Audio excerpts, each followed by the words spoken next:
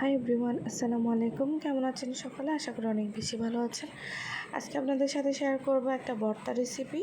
তো আশা করি সবাই অনেক বেশি পছন্দ করেন ভর্তা খেতে। আর তার জন্য নিয়েছি একটা ফুল। এই ফুলটাকে অনেকে চিনেন, অনেকে চিনেন না। এটা হচ্ছে একটা হলুদের ফুল, যেটার সবুজ অংশ যেটা সেটাকে খাওয়া হয়।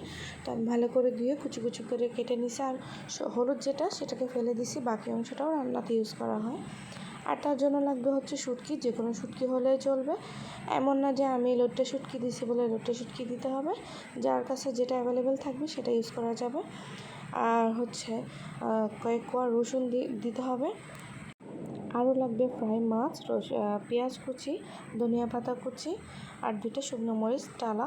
তো আমি ভালো করে শুকনো মরিচের সাথে লবণ মিক্স করে ভালো করে ডলে নিছি। তারপর হচ্ছে রসুনটাকে একটু ম্যাশ করে নিছি। এর সাথে হচ্ছে পেঁয়াজটাকে ভালো করে মধ্যে নিব, সাথে সরিষার তেলও ইউজ করব। তারপর একে একে সব মশলা মিক্স করে এবং রেডি হয়ে যাবে আমার ইয়ামি ভর্তা রেসিপি, যেটা গরম ভাত দিয়ে খেতে অনেক বেশি ভালো লাগে। আপনারা চাইলে একটু লেবুর রসও ইউজ করতে পারেন, অনেক বেশি মজা লাগে লেবুর রস ইউজ করলে।